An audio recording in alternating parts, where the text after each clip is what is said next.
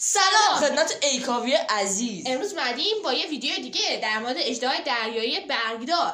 این اژدها توی آبهای جنوب غربی استرالیا زندگی میکنه و به دلیل وجود زائدهای برگ مانند شفافی روی کل بدنش این اسم رو روش گذاشتن. چه باحال. آره، اژدهای دریایی با کمک همین برگ‌ها میتوان خودش رو از شکارچیان در امان نگه دارد. این موجودات از خانواده سوزن‌ماهی‌ها هستند که شامل اسب دریایی هم میشوند. اسب دریایی درسته، باحاله. اما برخلاف اسمشون آنها 20 تا 24 سانتی متر هستند. یه لحظه صبر کن.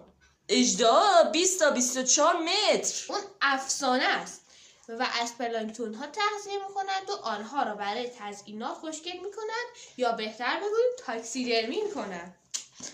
عجب انسان‌های ظالمی هم واقعا. خیلی بی‌رحمت. خب لایک، سابسکرایب، گذاشتن کامنت و گذاشتن زنگوله روی آل فراموش نشه. تا یه